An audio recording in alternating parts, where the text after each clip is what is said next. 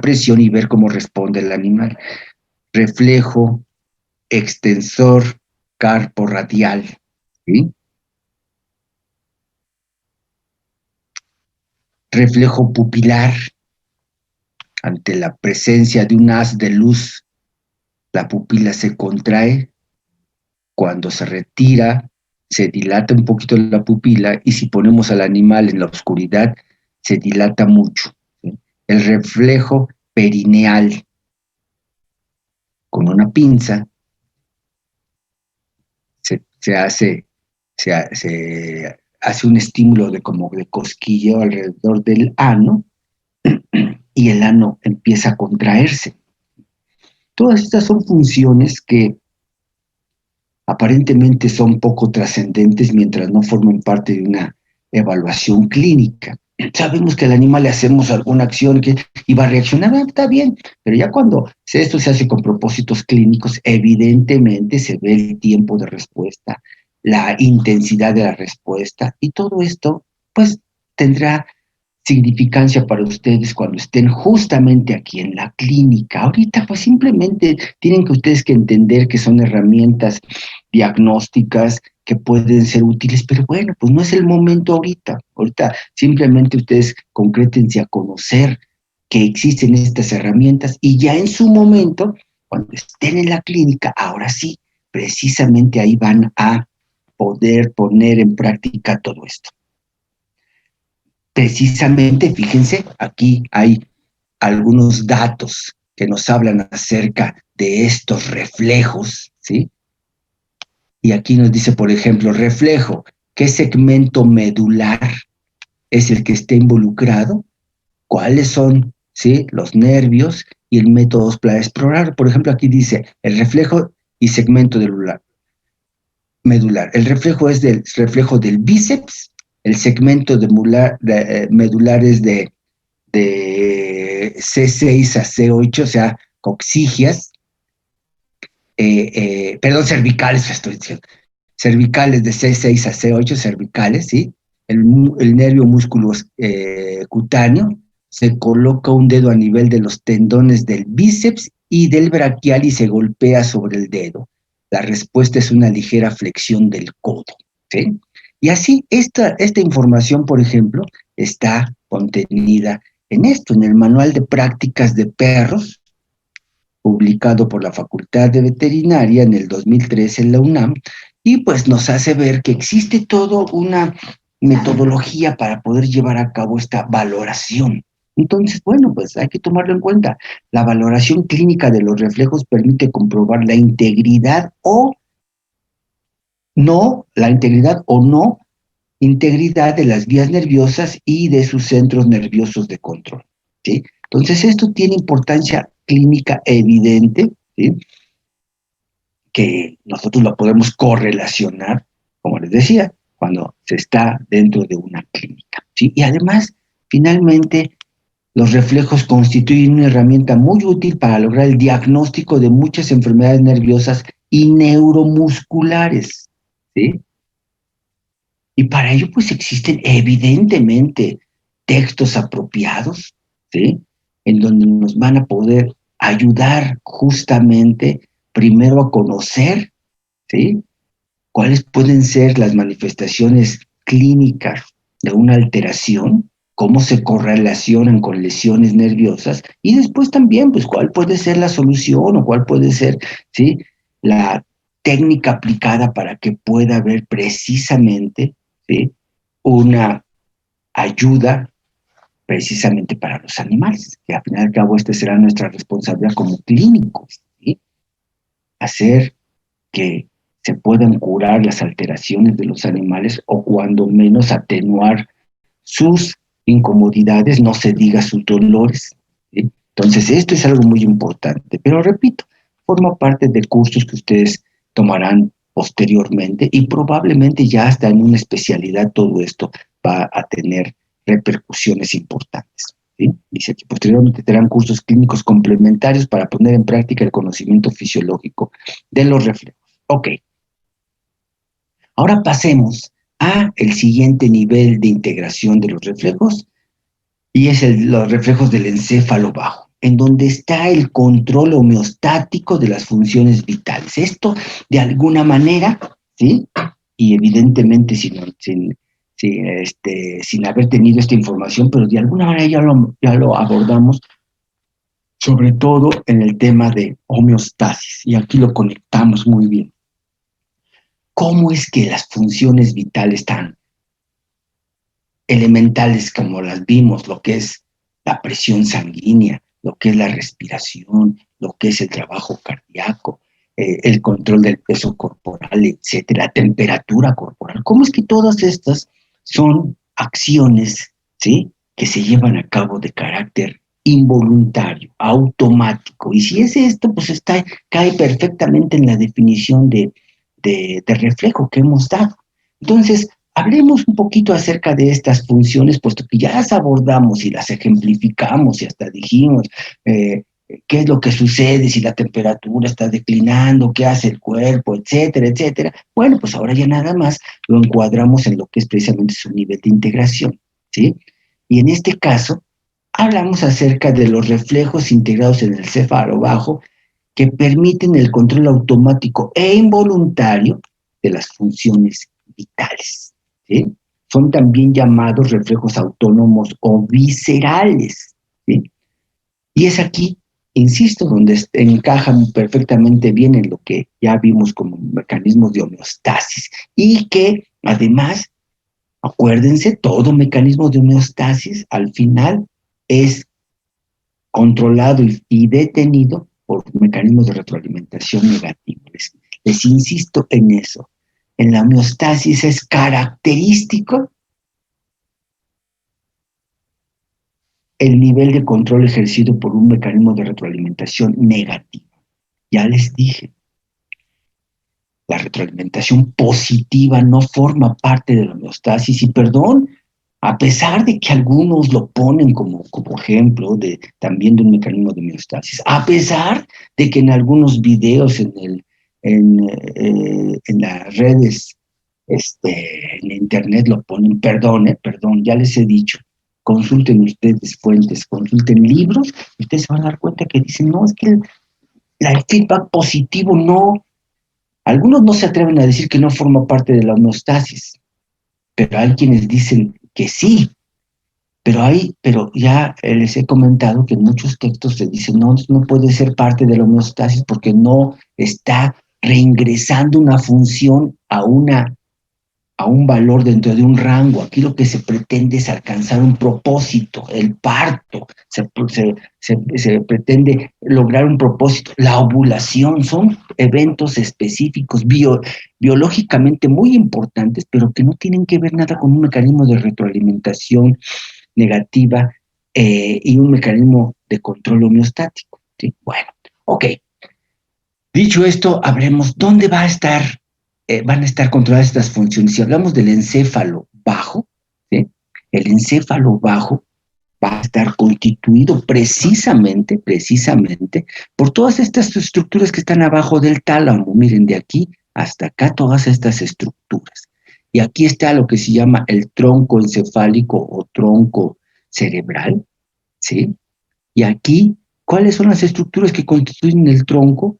Pues va a estar precisamente la protuberancia, el bulbo raquídeo, ¿sí?, y el cerebro medio mesencéfalo, en donde precisamente hay elementos importantes que poco a poco iremos abordando.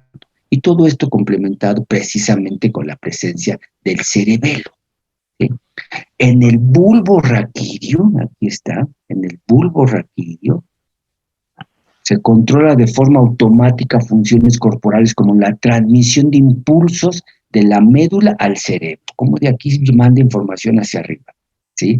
Flujo de sangre que circula por los vasos sanguíneos, movimientos respiratorios, ojo con esto, una función fundamental, la respiración automática, reflejos de protección como la tos, el vómito, el estornudo, la deglución, la secreción de jugos digestivos. En caso de lesión se produce paro cardíaco o paro respiratorio. En el caso de la lesión del bulbo raquídeo, los golpes que se dan a nivel pues lo equivalente a la zona que decimos a nivel de la nuca, ¿sí? Entonces, aquí estamos hablando de funciones muy importantes, ¿sí? También otro reflejo que es muy importante es el de la presión sanguínea, ¿sí? Y ya habíamos comentado, existen varoreceptores, tanto para la presión baja como para la presión alta, ¿sí? Esta ilustración que está aquí son de los varoreceptores aórticos y carotídeos, ¿sí? Que son receptores para la presión alta, ¿sí? Cuando hay presión alta, esta información detectada por estos receptores viaja hacia, ¿sí?, el encéfalo a través de, vean ustedes aquí, de los pares craneales, el glosofaringeo o número 9 y el nervio vago número 10. ¿Sí? Ya hicieron esa tarea, ¿verdad? De que tengan todos los pares craneales ahí en su cuaderno. Bueno, pues los pares craneales también, como en su momento ya les había dicho, ¿sí? Son parte del sistema nervioso autónomo parasimpático.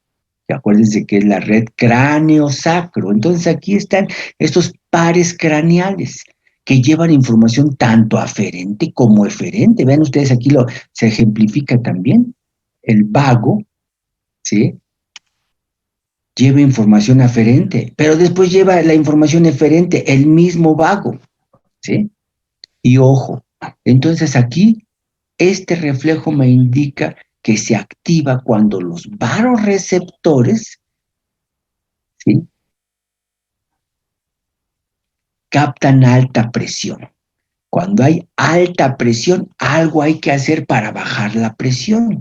¿Y qué es lo que sucede? Pues esta información viaja por la vía aferente, que son los pares craneales 9 y 10, llegan, ¿sí?, hacia el bulbo raquídeo, en donde está el centro de control cardíaco y vasomotor del bulbo, y de ahí baja información, en parte por el mismo vago, que va directamente hacia el corazón y directamente, fíjense, no a cualquier parte del corazón, sino a la parte derecha alta, que es en donde se encuentra la aurícula derecha.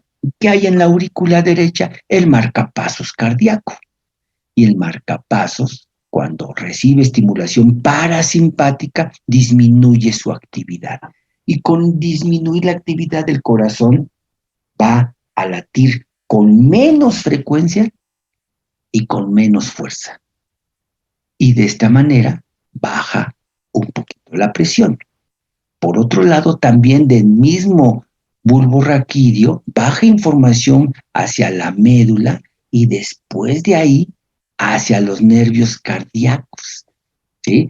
Que en este caso, fíjense, es información de carácter, ¿sí?, simpático. Aquí está fibras nerviosas simpáticas, ¿sí? ¿Y qué es lo que va a propiciar? ¿Sí? Pues justamente a nivel de los vasos sanguíneos, lo que va a propiciar es que se induzca, por ejemplo, una reacción de vasodilatación para que baje la presión también. Entonces, todo esto es lo que vamos a revisar más adelante ya, ¿sí? Porque vamos a hablar acerca del sistema nervioso autónomo. Entonces, es un reflejo muy eficiente, muy importante, en donde cuando se detecta hipertensión, viene esta serie de respuestas. Se estimula al parasimpático, para que inhiba el corazón. Por otro lado, se inhibe al simpático para que no acelere el corazón, pero por otro lado, también el simpático provoca vasodilatación, ¿sí?, en los receptores beta que vamos a ver después, y con esto baja la presión. Y una vez que baja la presión, pues otra vez, a través de un mecanismo de retroalimentación negativa, se detiene este proceso. Esta es la esencia de lo que son los mecanismos de homeostasis. Los centros nerviosos superiores que controlan los reflejos autónomos o viscerales están interconectados a través de complejas redes neuronales. Esto ya lo hemos comentado también cuando hablamos de la homeostasis. Estamos hablando de la presión sanguínea, pero al mismo tiempo está interconectado con otras funciones. La presión sanguínea, lo acabamos de ver ahorita, está relacionado con la frecuencia cardíaca, con la vasomoción, o sea, la dilatación de los vasos o la contracción de los vasos. Está correlacionada también con la actividad respiratoria, ¿sí? En fin, todo está correlacionado y esto lo vimos justamente en homeostasis porque dijimos, las funciones homeostáticas, ¿sí? No son mecanismos aislados, todos están interconectados, acuérdense de esos conceptos, ¿sí? Y si ya no se acuerdan muy bien, hay que leerlos porque ya les dije que de todos modos ya viene el primer examen, ¿sí? Ahora bien, dice aquí algunos reflejos autónomos, funciones homeostáticas vitales, por ejemplo, reflejos cardiovasculares, que ahorita acabamos de ver uno, ¿sí? Reflejo varoreceptor, que justamente es este al que hablamos, ¿sí? Varoreceptores en arterias, su extensión por el aumento de presión, su extensión por el aumento de presión cuando se dilatan estos receptores, ¿sí? Transmiten señales al tronco encefálico, lo cual va a inhibir al simpático y excitan al simpático. Inhiben al simpático y excitan al simpático para que baje la presión, ¿sí? La presión se regula. Estaba disparándose hacia arriba, ahora se regula. Reflejos digestivos, olor y o presencia de alimentos en la cavidad oral provoca que haya algunas, ¿sí?, terminaciones nerviosas que se activen y, por ejemplo, se empieza a dar la secreción de saliva, se empieza a dar la secreción de jugos gástricos, se empieza a dar la secreción de enzimas intestinales, etcétera, ¿sí? Pero también no solamente este es el proceso de control digestivo, nada más es el aprovechamiento de los alimentos, también la eliminación de los desechos, ¿sí? Expulsión de las heces, gracias justamente a estimulación coordinada nerviosa, pues la expulsión el vaciamiento del colon, pues tiene lugar en circunstancias apropiadas y también, a pesar de que es una función, podríamos decir, hasta cierto punto, con un control reflejo, pues aprendemos. Fíjense, al crecer, dice acá abajo, al crecer el individuo aprende a controlarlos. Pues sí, existen también esfínteres que tienen musculatura esquelética y por lo tanto, si tienen musculatura esquelética, es controlado a voluntad. Entonces uno tiene ganas de ir al baño, pues te aguantas porque no estamos en las condiciones apropiadas o no estamos en las circunstancias, ¿sí? Hasta que haya oportunidad vas al baño, ¿sí? Esto se aprende a controlar, pero la función vital ahí está, ¿sí? La micción, otro ejemplo, igual también aprende uno a controlar la micción y claro, todo esto tiene un límite. Cuando ya no se puede, pues ni modo, va a tener que salir, ¿sí? Y a veces a lo mejor seguimos en circunstancias socialmente inapropiadas, pero esto sale, esto de todos modos va a tener lugar, ¿sí? A nivel digestivo, ¿sí? Acabamos de ver ahorita cómo es que desde que nosotros olemos la comida, olfateamos, sentimos la comida en la boca, empieza a haber una gran cantidad de secreciones, ¿sí? Y todo esto es un conjunto de elementos fundamentales para promover la digestión, ¿sí? El procesamiento de los de los alimentos, para que justamente a partir de su naturaleza como alimento se desmenuce en sus elementos nutricionales fundamentales y terminen siendo glúcidos, prótidos, lípidos, que nosotros podamos, ¿sí?, absorber e integrarlos a nuestro metabolismo. Gracias a este trabajo digestivo, los alimentos se digieren, se procesan y se absorben. Y una vez que se absorben, se va todo hacia el hígado, gracias a al sistema porta intestino hepático, ¿sí? Y gracias a eso, ahí se van a almacenar en el gran laboratorio de nuestro cuerpo, que es el hígado. Y en el hígado es en donde, dependiendo de las necesidades corporales, pues entonces lo que llegó se empieza a distribuir, dice hay que hacer esto, hay que hacer lo otro, hay que sintetizar esto, sintetizar aquello, etcétera, etcétera. Y gracias a eso, después el hígado aporta una gran cantidad de elementos que metabólicamente son necesarios y permiten que el individuo viva, ¿sí? Este trabajo intestinal tan complejo, ¿sí? Porque hablar acerca de que los alimentos se están procesando no es sencillo. Estamos hablando, como les decía, desde que olemos o tenemos alimento en la boca, desde ahí empiezan a haber secreciones salivales importantes, secreciones, ¿sí? A nivel del tubo digestivo que se está preparando, ¿sí?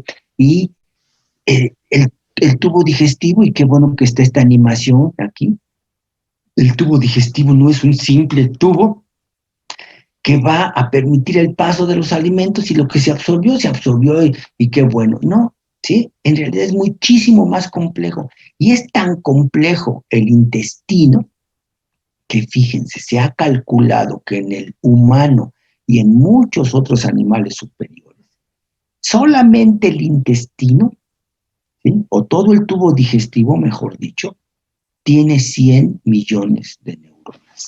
¿Saben lo que es eso? ¿Sí? Por eso en algunos textos se habla acerca de que el cerebro intestinal, porque en el intestino hay una gran cantidad de neuronas para poder desempeñar todas las funciones que se describen como naturales en el tracto digestivo, ¿sí? Y a este conjunto de neuronas, ¿sí? Y no solamente neuronas, sino otro tipo de células nerviosas que están dentro de el tubo digestivo, es lo que se llama el sistema nervioso entérico. El sistema nervioso intestinal es el sistema nervioso entérico que, repito, ojalá, ¿sí? Fuera algo tan sencillo para que lo comprendiéramos como esto, ¿sí? Es sumamente complejo el paso de los alimentos o de lo que fueron los alimentos, es sumamente complejo. Hay contracciones de muchos tipos, hay secreciones de muchos tipos y al final todo lo que no se pudo aprovechar es desechado y, como decíamos, aprendemos a controlar cómo se lleva a cabo esos desechos.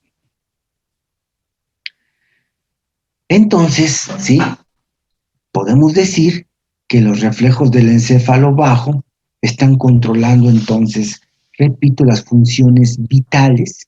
Algunos son reflejos sumamente complejos y requieren la participación de diversos elementos nerviosos y de estructuras complementarias, ¿sí? Ahora bien, ahorita pusimos algunos ejemplos aquí, cuestiones de la presión sanguínea, cuestiones de,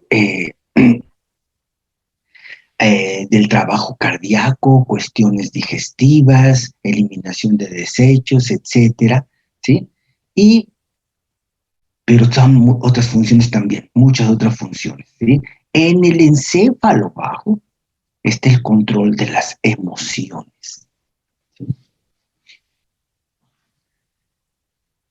Ahí también se integra información.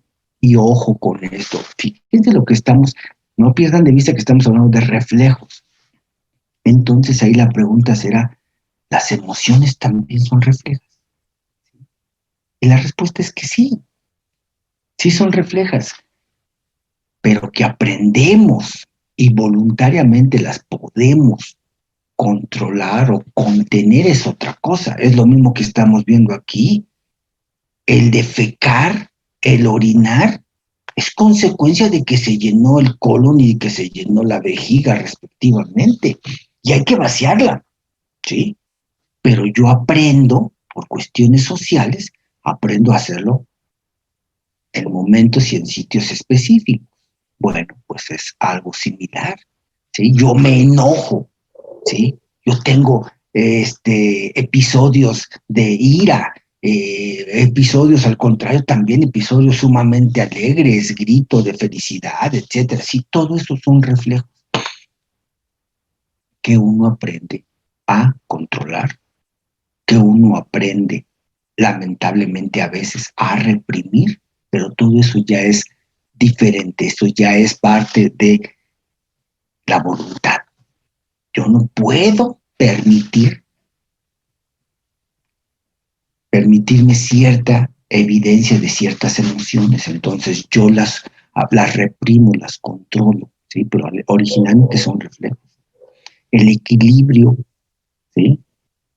Está en el cerebelo, en el bulbo raquídeo, en el mesencéfalo, ¿sí? Decíamos, las emociones están en el tálamo, en el hipotálamo. Y ahora, lo curioso, ojo con esto, perdón que me regrese tantito aquí, pero ojo con esto, ¿sí? Si las emociones están en el tálamo y en el hipotálamo, acuérdense que en el hipotálamo también existen muchas otras funciones. Y por lo mismo también vamos a ver que, ¿sí? Aquí estamos revisando de alguna manera, lo que estuvimos hablando en homeostasis y particularmente, por ejemplo, cuando estuvimos hablando de el consumo de alimentos. Por cuestiones emocionales hay gente que come mucho, ¿sí? Por cuestiones emocionales hay gente que come poco. Y entonces tenemos así a mucha gente que, que de repente, y esto ha pasado ahorita justamente, estas condiciones de encierro obligado, estas condiciones de no salir, ¿sí? Han hecho que mucha gente deje de llevar a cabo sus actividades cotidianas y entonces se quede encerrado, ¿ok? Pero se quede encerrado y ahora frente a un televisor, frente a una computadora, ¿sí? Y, por ejemplo, hay gente que ha desarrollado problemas de peso ahorita, porque pues ya no tiene actividad física y se la pasa comiendo y ha aumentado de peso. Cuestiones emocionales. Fíjense cómo se conectan las cuestiones emocionales. Y come de más, no porque tenga hambre, pues si al contrario, pues si no está saliendo, no corre para ir a tomar el pecero, no corre para ir en el metro, no corre porque va a llegar tarde al trabajo, ¿no? ¿De dónde tiene más hambre? No, pues es una cuestión emocional. Ah, las emociones se compensan, las necesidades emocionales se compensan de alguna manera y hay gente que está comiendo de más. Así como también hay el otro extremo, y lo vimos. ¿Sí? Gente que por cuestiones emocionales deja de comer y cae en anorexia nerviosa y cae en la bulimia, etcétera, ¿sí? Algo que ustedes desde tarea que tenían que desarrollar esto, ¿sí?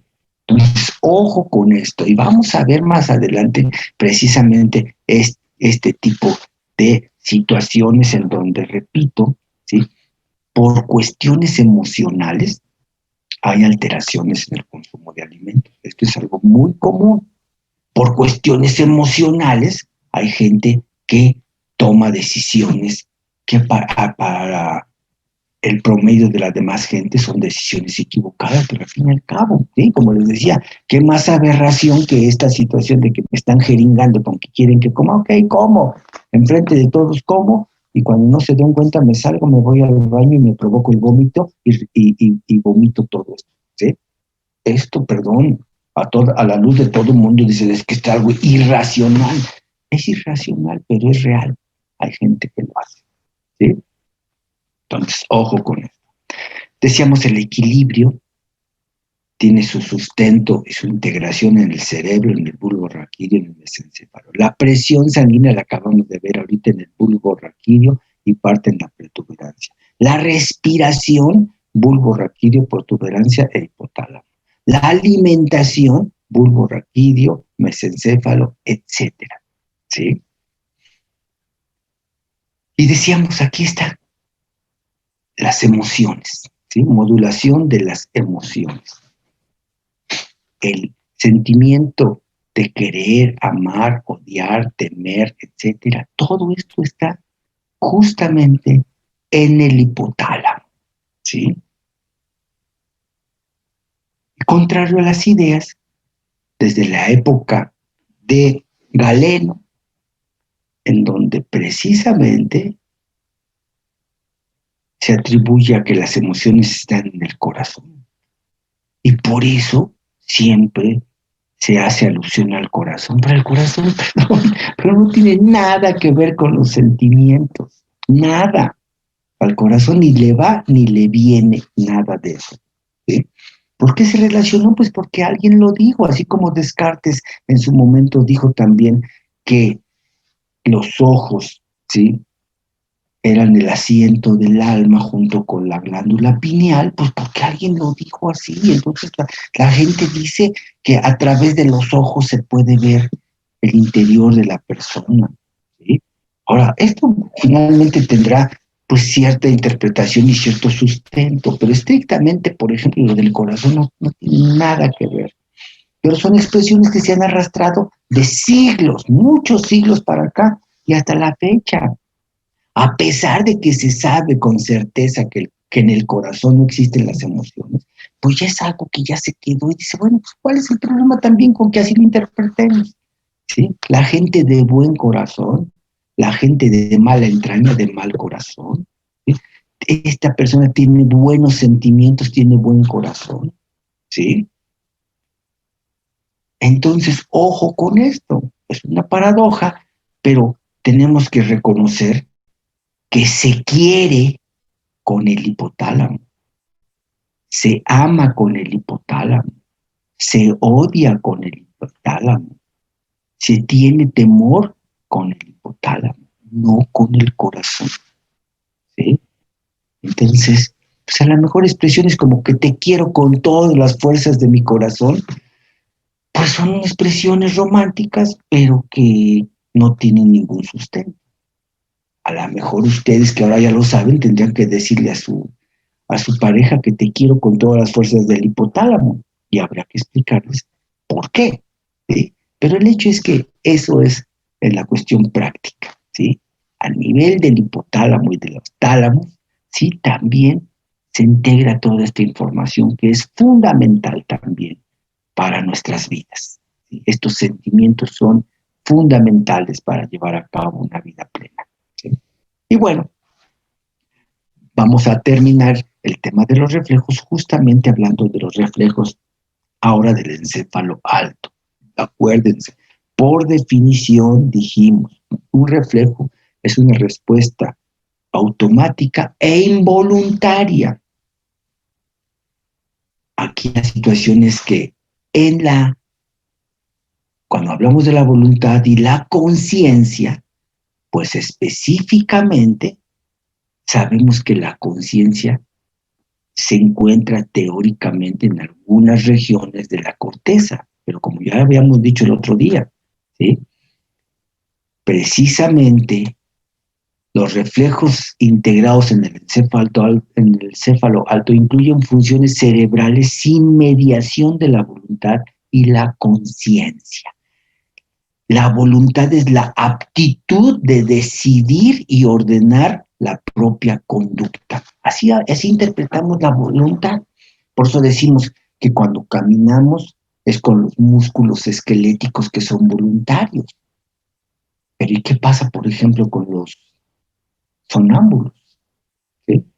No podemos decir que es voluntario que anden caminando dormidos y sin embargo lo pueden hacer. ¿Por qué lo pueden hacer? Pues porque hay una gran cantidad de movimientos que se van automatizando por cuestiones prácticas, pero originalmente es la voluntad la que determina si uno se mueve para un lado, para otro, si camina, etcétera, etcétera. Entonces la voluntad es esa aptitud para decidir y ordenar la propia conducta. Y esta voluntad está correlacionada con la conciencia. La voluntad se expresa de forma consciente para realizar algo con intención de un resultado. ¿Sí? yo grito con un propósito, yo camino con un propósito, ¿sí? Se está esperando un resultado de esto. Ahora bien, ¿sí? ¿Y qué es la conciencia? Si esto es la voluntad, ¿qué es la conciencia? Pues miren, las aproximaciones al concepto de conciencia pues son diversas y van desde la metafísica hasta la neurobiología. Y a pesar de todos estos enfoques, seguimos sin saber qué es la conciencia, ¿sí? Y a veces pues, tenemos que tratar de refugiarnos en algunos conceptos que aparecen en algunos diccionarios o libros de neurología, etcétera. Pero como dice aquí, en términos prácticos, la conciencia es un estado de vigilia. O sea, un estado de vigilia que quiere decir que es un estado en donde uno está despierto. O sea, cuando uno se duerme está inconsciente. Entonces, en términos prácticos, es un estado de vigilia en el que participan activamente la percepción, la visión y la atención. Ojo con esto, porque yo también puedo estar con los ojos abiertos, aparentemente viendo algo y estar pensando en otra cosa. Entonces, aquí tengo la percepción, la vista, pero no tengo la atención. Entonces, cuando yo estoy consciente y ya no estoy, esa es la diferencia entre ver y observar. Observar ya implica contemplar algo y obtener información y eso ya es un proceso consciente. Yo puedo ver una imagen y gracias a esa imagen yo reacciono y eso puede ser un reflejo, porque no llegó hasta la conciencia. Aquí nos está hablando acerca de este periodo de vigilia en donde participan activamente la percepción, la visión y la atención, todo esto complementado con emociones y recuerdos. Imagínense, también aquí entramos en otros terrenos en donde decimos, bueno, es que yo reaccioné así porque yo anteriormente, yo tuve ya una experiencia así, entonces ya estoy haciendo alusión a mi memoria. ¿Y qué es la memoria? ¿Y dónde radica la memoria? Pues otra vez son cosas que no se han podido resolver para que vean cómo el humano está llegando a Marte, el humano está llegando a otros planetas, a otros asteroides, y no sabemos ni siquiera cómo funciona nuestro cerebro. No sabemos siquiera cuáles son las zonas en donde está radicando la conciencia, en donde está nuestra memoria.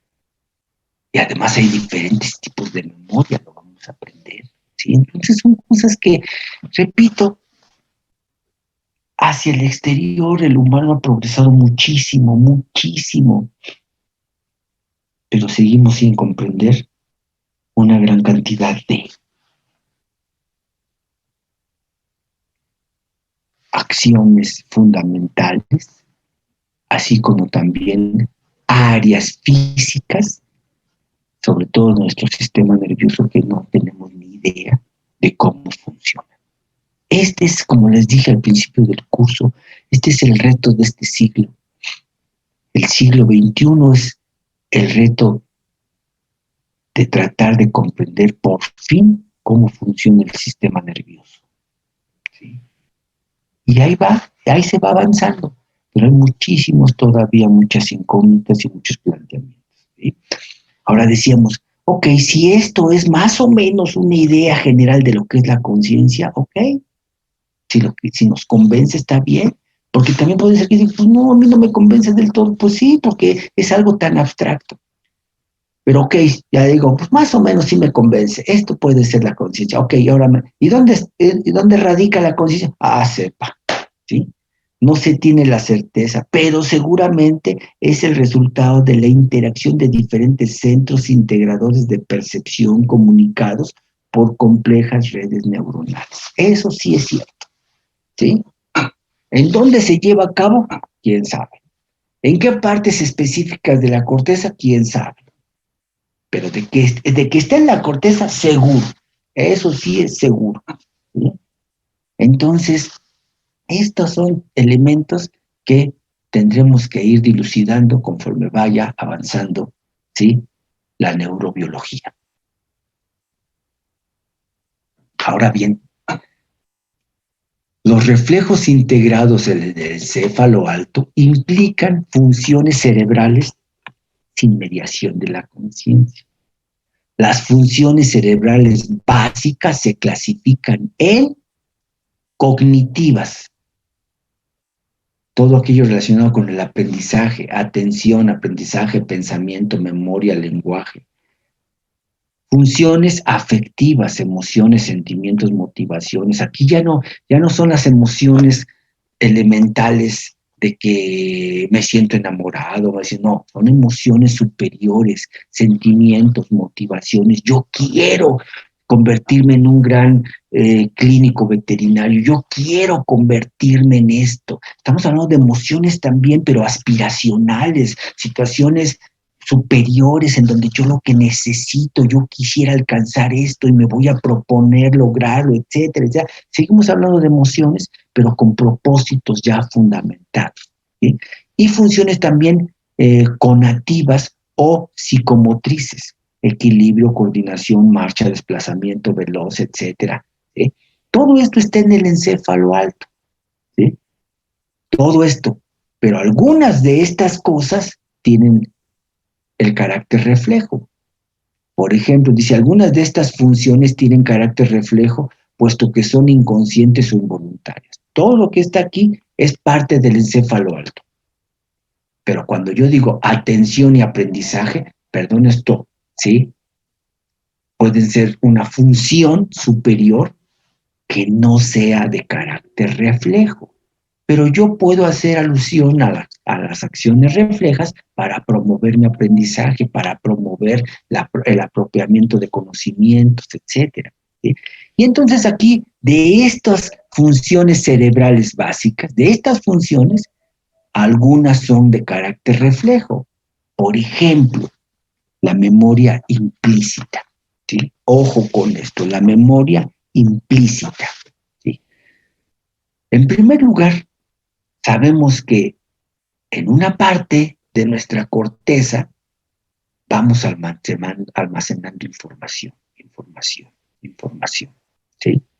Se va almacenando la información y hay información que a lo mejor nunca vamos a utilizar, pero ahí está.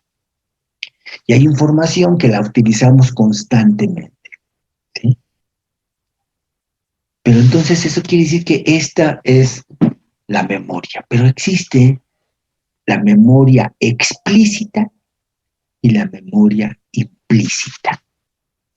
¿Cuál es la memoria explícita? Fíjense, hagámoslo como ejercicio. Memoria explícita. Yo les voy a pedir que en este momento, por favor, primero lo recuerden y después, si es posible, me lo digan. ¿Cuál es el nombre de su profesor o su profesora de sexto año de primaria? Primero la van a visualizar o lo van a visualizar al profesor y dice, pues era el profesor Carlos, ¿cómo no? Claro que sí me acuerdo, era muy bueno, ¿sí? Era la profesora fulana que era un amor, era bien linda, era esto, el otro, ¿sí? ¿Ya lo hicieron? ¿Ya recordaron cuál es su profesor o profesora de sexto año de primaria? Sí. Sí. Bueno, cuando yo les pregunto así cosas puntuales, eso es la memoria explícita, en donde yo les pido y ustedes toman la pregunta, la interpretan y dan una respuesta, ¿sí? Eso es memoria explícita. ¿Cuál es la memoria implícita? ¿Sí? La memoria implícita es aquella en donde, por ejemplo, ustedes viajan en el metro, ¿sí? O van en un pecero o van en el metrobús, ¿sí? Y de repente, al entrar o salir del sistema de transporte, ustedes ven a una persona y de repente dicen, caray, esta persona yo la conozco, ¿sí? ¿Dónde la he visto? Están haciendo alusión a su memoria explícita. ¿Dónde? Yo me propongo tratar de recordar dónde, ¿sí? y no lo logro. Sepa Dios, ya, nunca pude dar con esta persona dentro de mi memoria, ¿sí? Pero la pregunta se quedó ahí dentro.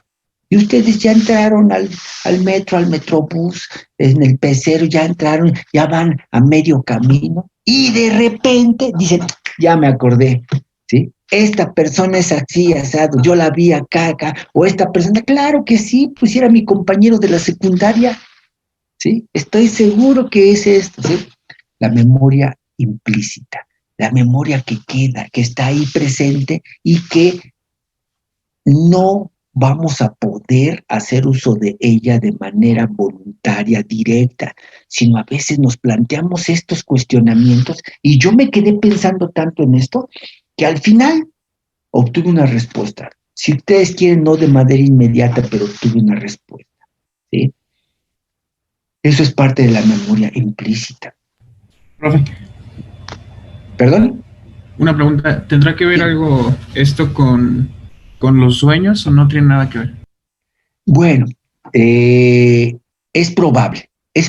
O sea, tú también, cuando tú sueñas algo, es justamente algo que te impactó durante el día, algo que tú intentaste, ¿sí?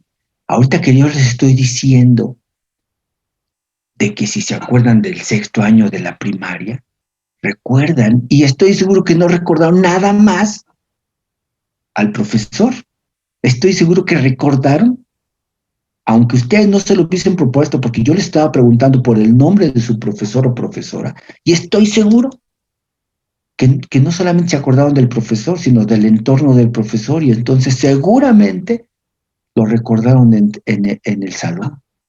Y ya cuando recuerdan al salón, dicen, ah, pues sí, ya, y me acuerdo que en sexto año el más latoso era fulanito o fulanita, la más odiosa fulanita, no, como me acuerdo, ¿sí?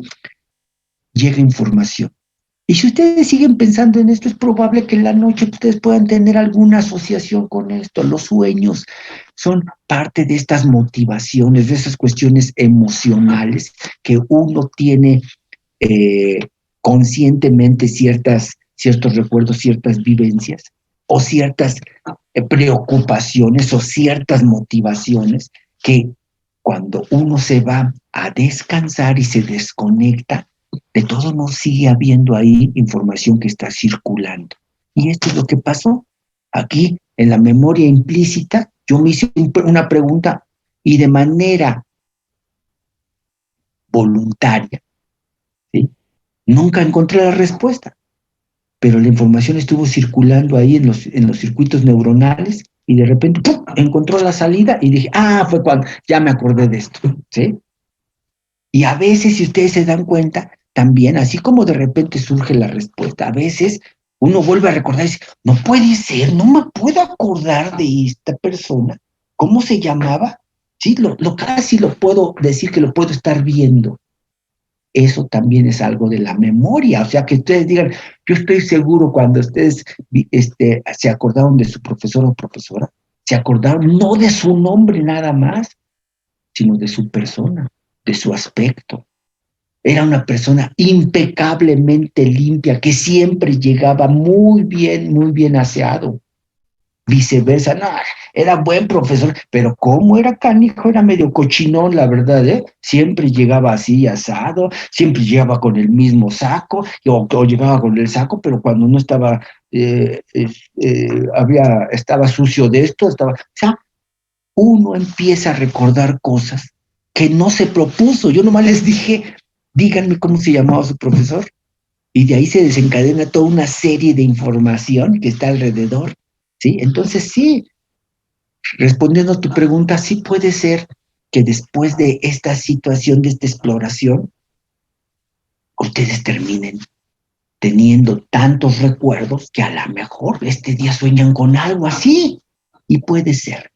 Ahora, meterse a la interpretación y a los sueños, pues es otro campo también, ¿sí? Caeríamos en terrenos ya de la psicología y todo esto, y lo cual evidentemente no es nuestro campo, pero sí es importante hacer notar que sí hay conexiones entre esta información y lo que en un momento dado nosotros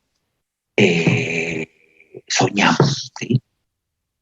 Y soñar implica justamente esto, que nuestra mente sigue transitando. Y fíjense ustedes qué curioso, pero generalmente cuando soñamos, al otro día, claro, si el sueño fue grato, dices, ¡ay, qué padre! Pero si el sueño no fue tan grato o fue un sueño promedio, común y corriente, a veces nos levantamos y pareciera que no descansamos lo suficiente. Y no descansamos lo suficiente porque nuestra mente anduvo divagando, anduvo por acá y por allá. ¿No les ha pasado que ustedes están viendo la televisión y a veces es tan impactante lo que acaban de ver, se van a dormir y lo sueñan? Sí. A veces vieron una película a las 6 de la tarde y de todos modos lo sueñan, ¿sí?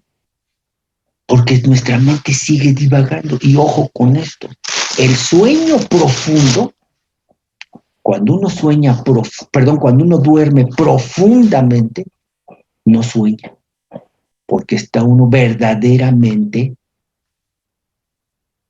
descansando, ¿sí? Descansar, literalmente, significa quitarse lo cansado. Entonces, cuando ustedes se vayan a la cama y no puedan dormir porque están pensando tonterías, y se están acordando de una cosa y se están acordando del otro, y dicen, bueno, yo no sé por qué no puedo dormir. Dormir, y más dormir profundamente, está asociado a cansancio. Por eso a veces dormir, dice, ya me voy a descansar. Descansar significa quitarse lo cansado. Si ustedes se van a la cama y no pueden dormir, pregúntense, ¿por qué no puedo dormir? ¿Acaso hice algo que valiera la pena que me cansara? Pues a lo mejor uno dice, pues, ¿de qué descanso? Si no hice nada y me la pasé de flojo, la verdad. ¿Qué hice? Entonces, pues, pónganse a leer, pónganse a hacer algo y van ustedes a ver que cuando hagan un esfuerzo, se van a cansar y van a dormir. Pero si no están cansados, a veces no se duermen. Y entonces, regresando a la pregunta, ¿sí? Cuando se duerme profundamente no se sueña, porque precisamente el sistema nervioso está agotado y requiere, ¿sí?, reabastecerse. Y eso significa que se desconecta. Y el sueño profundo, ¿sí?, es lo que algunos de los pensadores orientales dicen, es el sueño profundo, es lo más cercano a la muerte, porque cuando uno duerme profundamente, en realidad uno está casi desconectado de este mundo, ¿sí? Y es cuando propiamente uno se está reactivando, reabasteciendo. Entonces, por eso recomiendan los orientales, no te vayas a la cama si no has hecho algo que valga la pena, si no has hecho algo que físicamente te haya exigido y emocionalmente también, para que tú digas, valió la pena este día y me voy a dormir con la certeza de que de veras, ¿sí?, valió la pena, ¿sí? Lo que dijimos al principio también de la clase, carpe diem, ¿sí? Hay que aprovechar el día, porque también es una sensación displacentera importante, llegar al día y decir, ¿qué día tuve? ¿Sí? Lo peor es que no siento que hice gran cosa. Eso es un sentimiento también de frustración, ¿sí? Al contrario, qué bárbaro este día, qué productivo fue este día. Hice esto, hice aquello, resolví esto, ayudé acá, expliqué esto. Estuvo padrísimo el día y con justa razón estoy cansado, me voy a dormir, y duermen placenteramente. Y repito, el sueño profundo, como dormir profundamente, ahí no se sueña, ¿sí? No se sueña porque está uno desconectado, ¿ok? Entonces, regresando a tu pregunta, sí tiene que ver esto. Cuando nuestra mente sigue dando de vueltas, evidentemente también es por eso que también nuestros sueños están ahí presentes, porque seguimos dando de vueltas, ¿sí? Y ahora bien, en el sueño mismo, sí es importante hacer notar que yo me voy a dormir y existen fases del sueño, y esto lo pueden leer en los libros también de fisiología y de psicología. Yo me voy a dormir, ¿sí? Y cuando yo voy y pongo la cabeza en la almohada, ¿sí? Hay un momento en el cual, ¿sí?, se va dando esta transición entre que estoy despierto, yo me acabo de acostar y todavía alguien me habla, oye, ¿debe de hacer? Sí, hombre, sí, claro que sí, sí lo hice, oye, sí, sí hiciste esto, sí hiciste la tarea, oye, sí cerraste bien la puerta, el zaguán lo cerraste, sí, sí, claro que lo cerré, yo bajé y lo cerré, sí, pero eso lo dice uno cuando está 1, 2, 3 minutos que acaba uno de acostarse. Si pasaron 10 minutos, 15 minutos y uno ya empezó a perder la conciencia, pero empezó, es un periodo que se llama justamente de vigilia, en donde yo todavía respondo a la información que hay hacia afuera, hacia el exterior, pero ya estoy perdiendo la conciencia, ¿sí? Y en ese lapso es cuando ustedes les preguntaron cosas, ustedes respondieron, y al otro día es, oye, ayer me dijiste esto, ¿yo cuándo te dije eso? Oye, cuando ya te acababas de dormir te pregunté, ¿yo te dije eso? Sí, tú me lo dijiste. No, no puede ser. No, no es cierto. Yo no te dije eso, yo no me acuerdo. Pues no te acuerdas, pero lo dijiste. ¿Sí? Y después empiezan a pasar de esa transición en donde todavía uno puede contestar y de repente cada uno ya en el sueño, ya está uno durmiendo, pero aún así es la fase en donde uno puede estar soñando, puede uno estar manejando sus emociones todavía por ahí, hasta que se da después, ¿sí?, el sueño profundo. Y el sueño profundo ya implica, ¿sí?, la desconexión. Y el sueño profundo también está asociado con los famosísimos movimientos oculares, ¿sí?, rotativos. Y entonces es cuando ahí sí, una persona que está en sueño profundo, le hablarán, le abrirán los ojos, le levantarán una mano, la otra, el pie, y está profundamente dormido, está desconectado, ¿sí? Pero ojo con esto, ¿eh? Esto no se logra todos los días. Por eso es que hay veces en que nos levantamos y yo creo que amanecí más cansado de cómo me fui a dormir.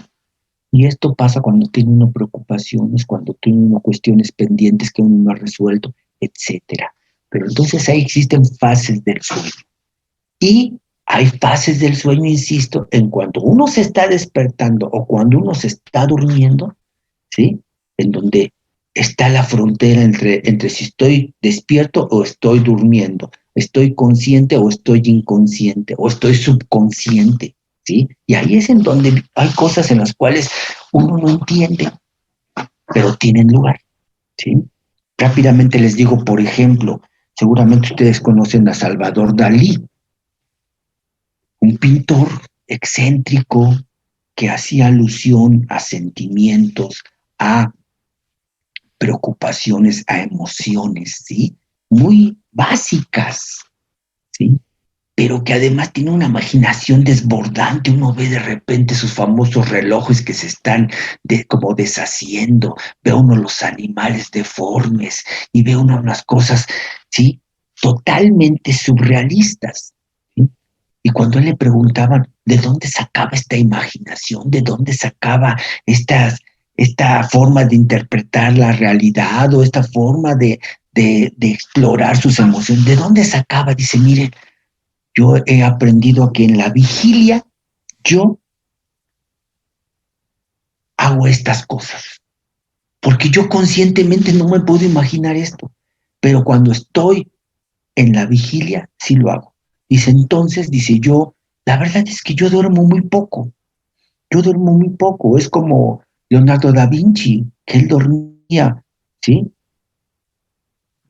1 hora, 2 horas, se despertaba, trabajaba, se cansaba, dormía otras 2 horas, se volvía a levantar, trabajaba. Y ya, o sea, sus sueños eran como en pausas. Este señor Dalí no, pero él decía, yo cuando me voy a dormir, ¿sí?, en realidad no me voy a una cama, Yo lo que hago, yo como estoy pintando, estoy creando, lo que hago es que estoy en mi estudio, ya me está venciendo el cansancio, me voy a mi sillón preferido a dormirme. Dice, pero lo curioso es que yo, cuando me voy a dormir, me pongo un gorro así como de dormir, como los viejitos que se ponían antes los gorros, pero en el gorro, en la punta del gorro, pongo un cascabel grande. Dice, entonces yo me lo pongo cuando yo me voy a sentar a mi sillón preferido a dormitar. Dice, y cuando me estoy durmiendo, empiezo a cabecear. Y cuando estoy cabeceando, suena ay, se me fue el nombre, vamos, el cascabel suena, y entonces hace que me despierte yo, porque es un sonido que me llama la atención, me despierto, pero estoy entre medio despierto y medio dormido. Y en ese momento, ya por práctica, yo me levanto y pinto lo que se me ocurra. Entonces estoy entre durmiendo y entre despierto, y entonces pinto lo que se me ocurre, ahí más o menos lo plasmo, y después me vuelvo a ir a dormir. ¿Cuántas veces a ustedes no les ha pasado esto? Se van a dormir y tienen un sueño increíblemente bonito y dices, fue un sueño tan bonito que me desperté, pero el problema es que me desperté y son las 2 de la mañana y digo, ay no, todavía tengo que seguir durmiendo, pero este sueño estuvo padrísimo. ¿Cuántas veces ustedes lo dicen? Este sueño me gustaría escribirlo, es una historia padrísima y me gustaría escribirlo. Ajá, se van y se duermen otra vez y cuando se despiertan, ah, caray, yo tuve un sueño bien bonito y ya no me acuerdo, ya no me acuerdo. Y si pasan más horas, terminan no por a veces eliminar y lo que pasó que fue una emoción muy grande, no lo lograron plasmar mucho. Pues este señor es lo que hacía. Decía, si yo tengo una motivación, algo que me despierta la creatividad, en ese momento la plasmo. Ya al otro día me levanto y digo, ¿y ahora qué canijos pinté aquí? Pues sepa, pero ya le voy encontrando forma y le voy dando, ya conscientemente, le voy dando forma, le voy dando colores y todo. Ya empieza a ser tangible todo esto. Perdón por haberme perdido un poquito en esto, pero creo que vale la pena hacer mención que nuestro sistema nervioso tiene una enorme potencialidad y que todavía no comprendemos y que todavía no somos capaces de saber cómo es que se dan este tipo de reacciones, pero existen. ¿Sí? Entonces, fíjense ahorita justamente que estábamos hablando acerca de esto. Hasta ahorita he abordado nada más la cuestión de la memoria, pero por ejemplo, otra función refleja del encéfalo alto, por ejemplo, puede ser la imaginación espontánea, ¿sí? La imaginación espontánea. De niños seguramente jugaron ustedes, estar tirados en el pasto y estar viendo el cielo. Y de niño uno tiene una imaginación tremenda. Y este es precisamente, otra vez hablando de los pintores, pues es lo que decía Joan Miró y lo decía Picasso. Picasso llegó a ser un excelente retratista, excelente pintor de la realidad, excelente, sí, a sus 14, 15, 18 años era un excelente pintor de la realidad. Y él lo que decía era, yo lo que aspiro es que alguna vez, dominando todas las técnicas, yo le logre pintar como lo hacen los niños, porque los niños tienen muchísima imaginación y muchísima creatividad. Y vean ustedes esas secuencias increíbles de Picasso, ¿sí? En donde tenía cuadros sumamente complejos y realistas al principio de su carrera, cómo atraviesa todo el periodo del cubismo y cómo termina dibujando toros, un toro de lidia con 5 o 6 trazos, ¿sí? Y dicen, eso lo hace un niño, sí, pero la maestría con la que lo hace y la proporción y todo, eso es lo que logró Picasso y lo que provocaba Joan Miró, ¿sí? La imaginación es muy importante. y la imaginación es espontánea. Yo veo algo y me recuerda otra cosa y me recuerda otra vez, ¿sí? Gracias a lo que yo tengo almacenado en la memoria, yo veo algo y lo relaciono con una, con otra o con otra cosa. La imaginación espontánea. Yo veo una imagen y esto en buena medida es algo, son emociones en las cuales está sustentado, por ejemplo, las artes. Yo veo un cuadro y si alguien me tiene que explicar el cuadro, pues no está bien, porque veo un cuadro o me gusta o no me gusta.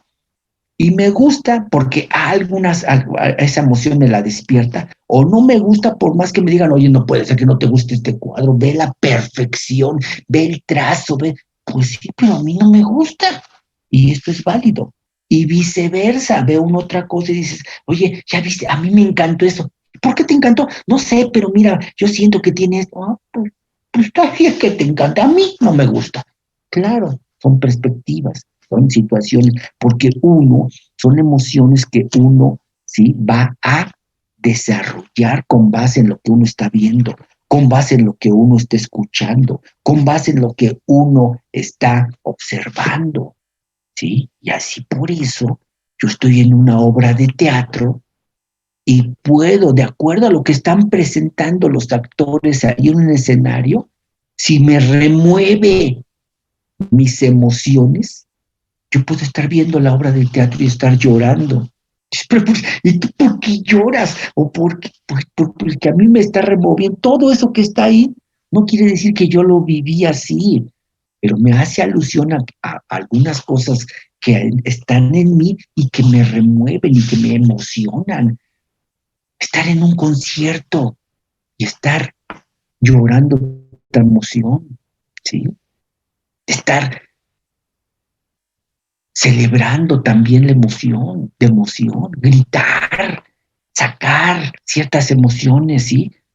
Esto es precisamente una situación que son funciones del encéfalo alto, perdón. Esto no puede ser funciones del encéfalo bajo, ni mucho menos funciones, ¿sí?, atribuidas a la médula. Estas son cuestiones necesariamente del encéfalo alto, ¿sí?,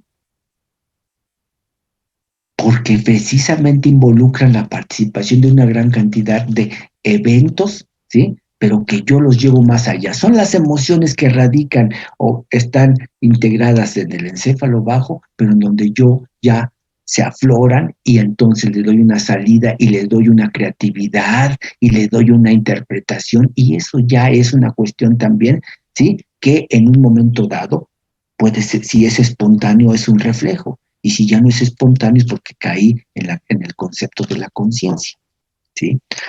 La asociación de imágenes.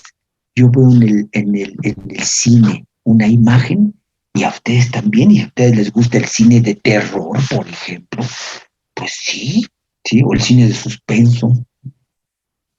Sobre todo en el de terror. Hay imágenes que nada más de verlas me causan ciertas sensaciones.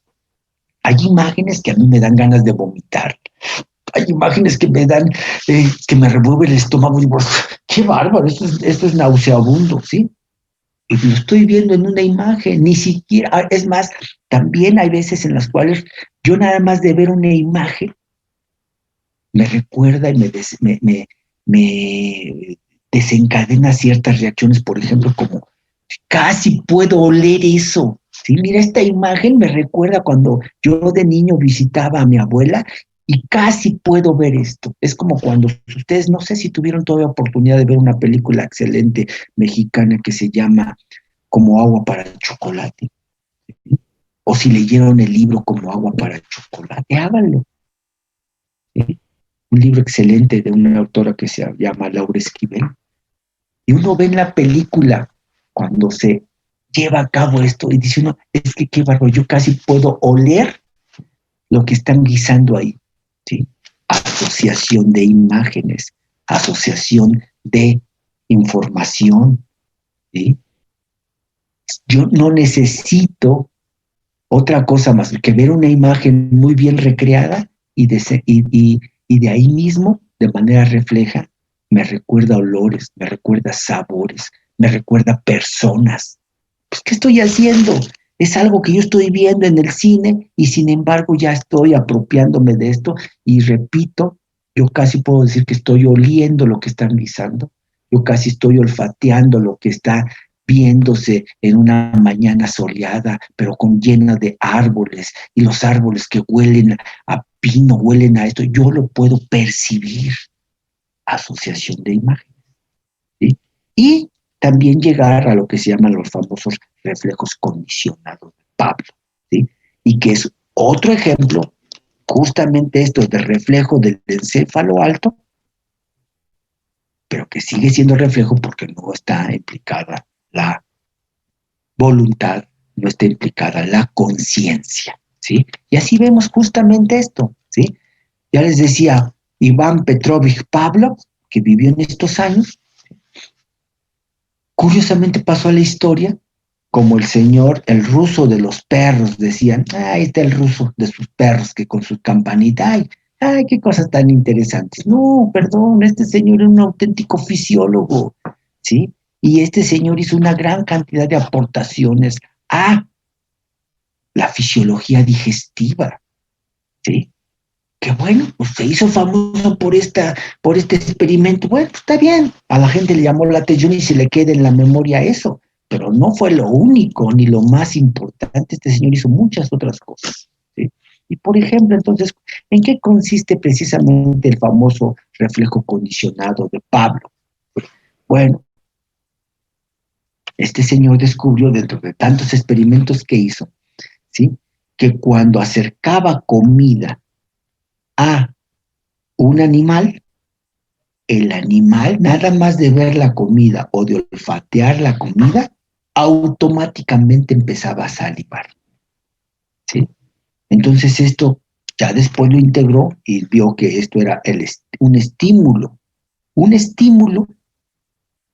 suficiente para desencadenar una respuesta que no está sujeta a ninguna condición. Ustedes no se, si ustedes ven algo y les huele rico, no dicen, ay, está tan rico que hasta voy a secretar saliva. No, está tan rico que hasta secreté saliva. Y de ahí surgen las expresiones de que se me hizo agua la boca, ¿sí?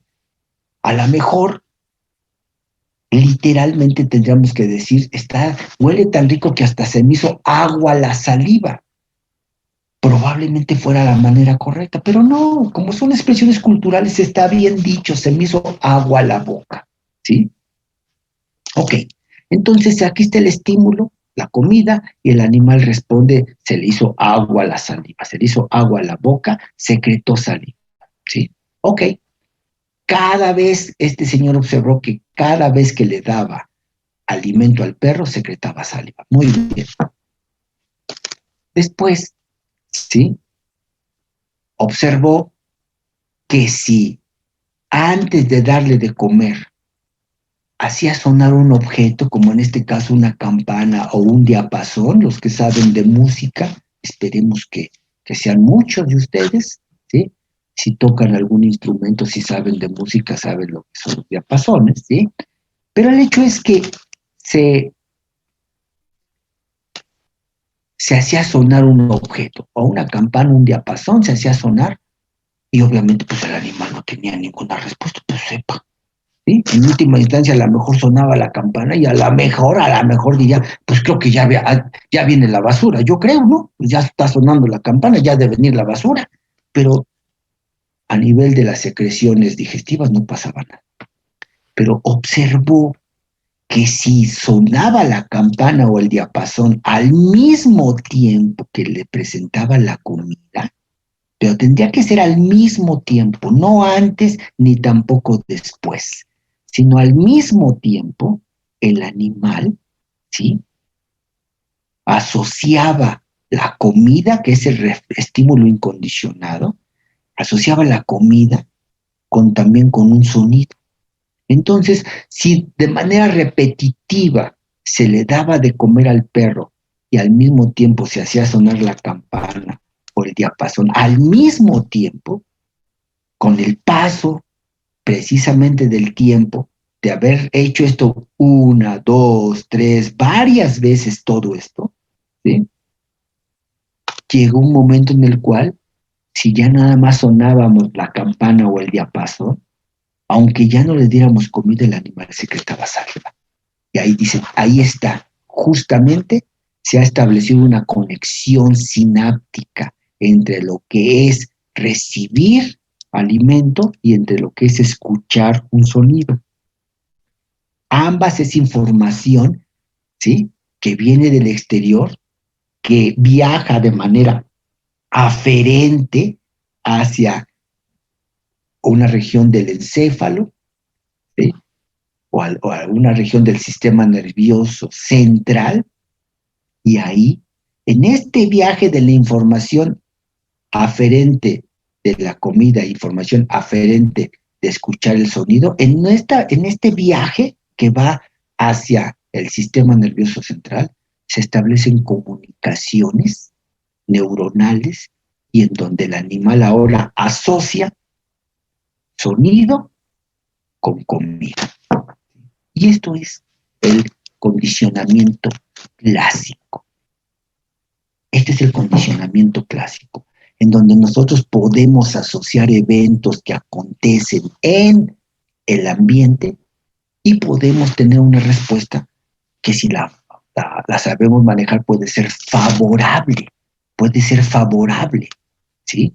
Entonces, por ejemplo, aquí está representado el esquema que desarrolló Pablo. Decía, el condicionamiento clásico descrito por Pablo, ¿sí?, cómo va a llegar a provocar ciertas respuestas incondicionadas que además, ojo, y qué bueno que ahora tienen ustedes ya, la gran mayoría tienen el libro, ahí podrán ustedes ver, está resumida toda esta información, y en donde les dice justamente que si yo repito n veces esto, después, aunque ya no ponga comida, el animal va a seguir salivando.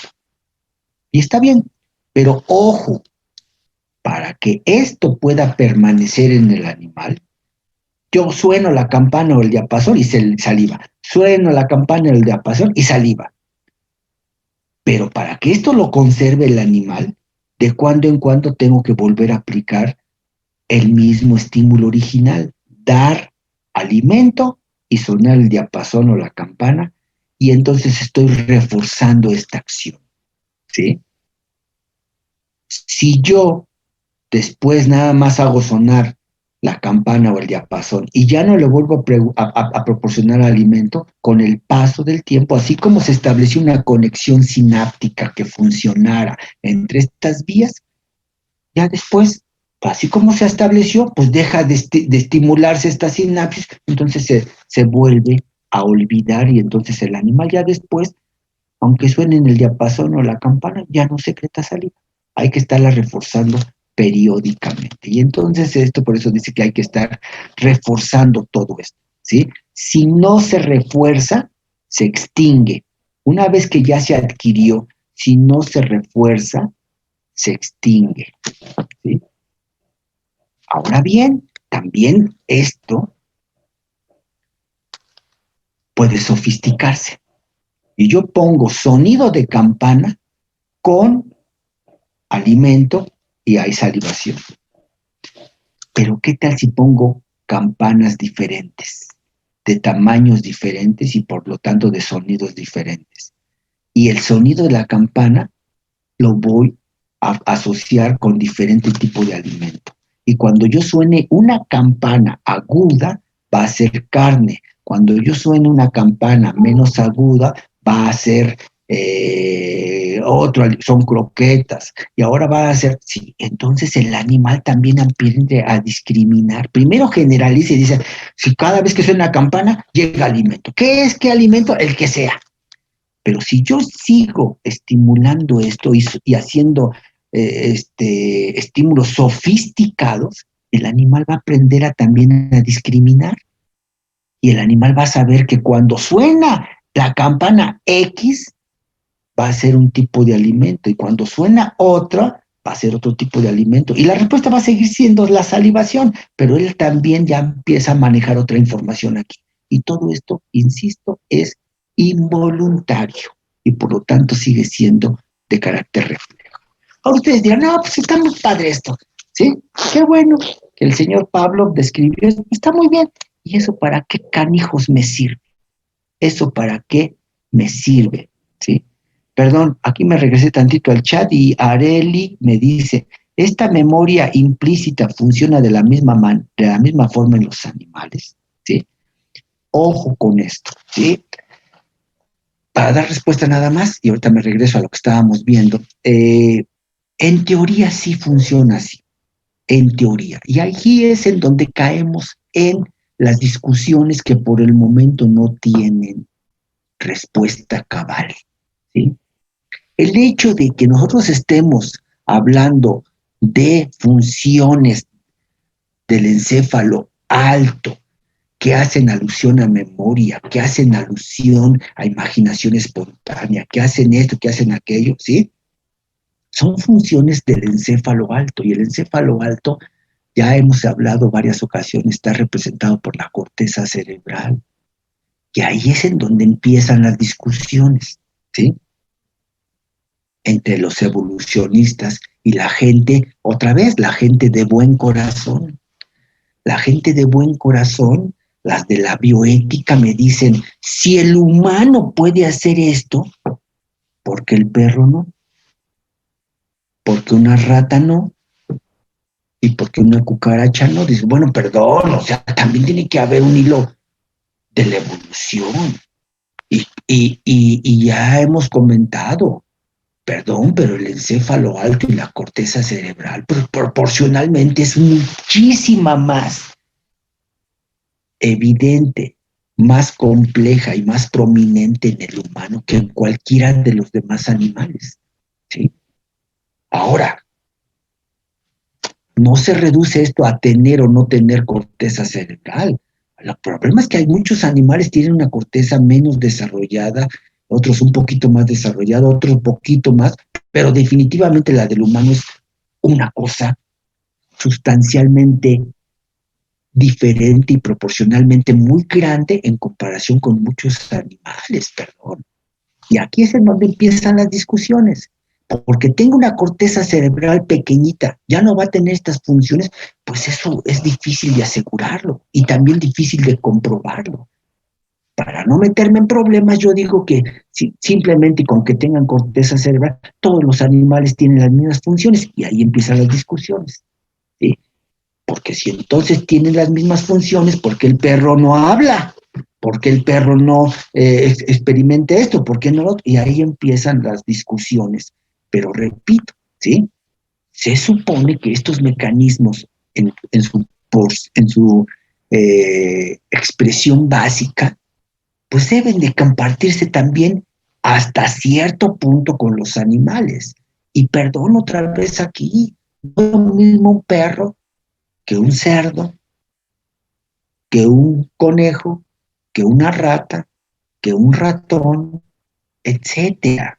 ¿Sí? Tiene que haber también un hilo conductual de la evolución y así tenemos que tratar de interpretarlo, pero no es tan fácil establecer si estas funciones son igualitas o no, puesto que apenas se están explorando y se están conceptualizando en el humano, pues es muy difícil decir que esto también va en el sentido de los animales. Entonces, la verdad, la respuesta es que es muy difícil asegurarlo. Creemos o queremos creer que en buena medida se comparten con los animales, ¿ok? Ahora decíamos, entonces, cuando yo estoy hablando acerca de estos reflejos condicionados, dicen, no, pues está muy padre, qué bueno que Pablo estableció esto, y esto, ok, ¿y esto para qué canijos me sirve a mí para qué me sirve? No al perro, a mí para qué me sirve. Bueno, pues se desarrolló una corriente dentro de la medicina, dice su aplicación práctica a la regulación de respuestas neurales viscerales es denominada la biorretroalimentación. ¿Sí? Alguien dijo, bueno, ¿y esto para qué sirve? ¿O yo cómo puedo aplicar todo esto? Bueno, rápidamente les digo, ¿sí? Resulta que alguien dice, a ver, si esto es una respuesta general, básica, una función vital que es la limitación, pues yo puedo asociar también entonces algo así en mi beneficio. Y por ejemplo, a ver, ¿sí? Un problema común de mucha gente es, por ejemplo, tener problemas de la presión sanguínea. Se le sube la presión a una gente, a otra gente se le baja la presión y ambas cosas son graves. Probablemente más el que se suba la presión, porque esto puede implicar lesiones vasculares, cerebrovasculares muy complejas y muy lamentables. Pero ok, al final no es, no es sano ni que se baje la presión ni que se suba la presión. Ok, supongamos que una persona se le sube la presión y cada vez ella aprende, cuando la primera vez que se le sube la presión no tiene ni idea, ¿sí? No, pues yo no sé, yo me sentía así, empecé a ver como que veía como lucecitas nada más, veía todo blanco, como que todo se movía. Además, por ejemplo, sentí que el corazón se me aceleraba mucho, me puse todo rojo, rojo. Además, empecé yo a sentir como que me ahogaba, ¿sí? Empieza a describir cosas, por ejemplo, siento mucha presión en los ojos, etcétera. Y cuando una persona nunca ha sentido que se le sube la presión, pues no sabe. Una vez que llega con el médico y le dice, sabe que, a ver, le toma la presión y todo, no sabe que es que usted tiene un problema de presión muy alto. La presión la tiene muy alta, ahorita le voy a dar un medicamento para controlarlo y después platicamos. Y ya que le controla la presión, a ver, dígame, descríbame todo, por favor, qué fue sintiendo. Es que, doctor, fíjese, fue esto y esto y esto. Ah, bueno, pues mire, todo eso que me está usted diciendo es cuando cae usted en hipertensión. Ok, ahora le voy a decir una cosa, le voy a hacer unos estudios. Y ya después de los estudios, el médico decide que el mejor medicamento, porque hay, de acuerdo a diferentes pacientes con hipertensión, pues también hay diferentes tratamientos. Entonces le dice, su tratamiento va a ser este. Cada vez que apenas empiece usted a ver, ¿sí?, puntitos blancos, empieza a ver como que se mare, no se espere a que pase todo lo demás que me está describiendo. Cuando empiece con esto, tómese esta pastilla, ¿sí? Y sí, se toma la pastilla y se le baja la presión. ¡Ay, qué bien! Pero después le dice el médico también, ya está usted controlando muy bien su presión. ¿Sabe una cosa? ¿Sí? A veces, dependiendo de su trabajo, dependiendo de su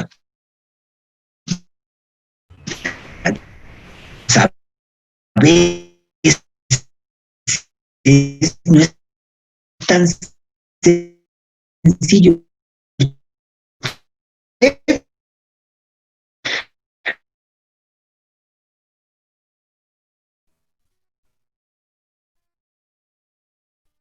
Y entonces yo, ¿qué hago?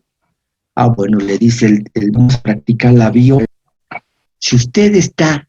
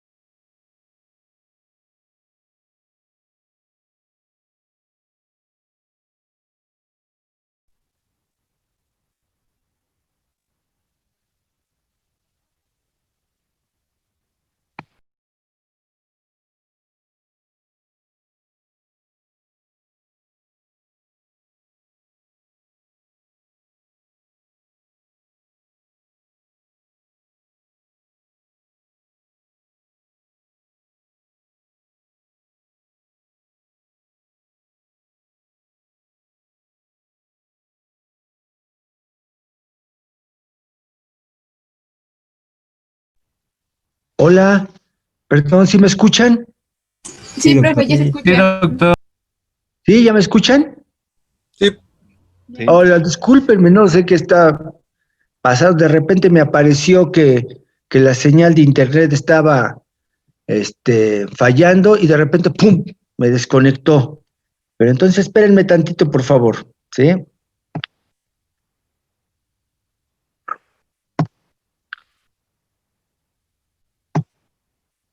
Bueno, ahí estamos otra vez conectados. Sí. Sí, ya. Sí, doctor. Ok, bueno, una disculpa. A ver, rápidamente, lo que estaba yo comentando, por favor, ¿sí?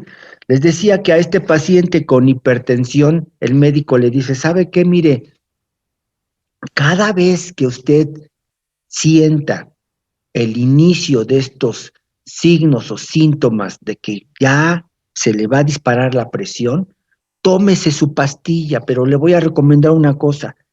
En el momento en el que usted vaya a tomarse su pastilla, por ejemplo, ponga su canción favorita, ¿sí? Ahora con el celular, pues es mucho más sencillo.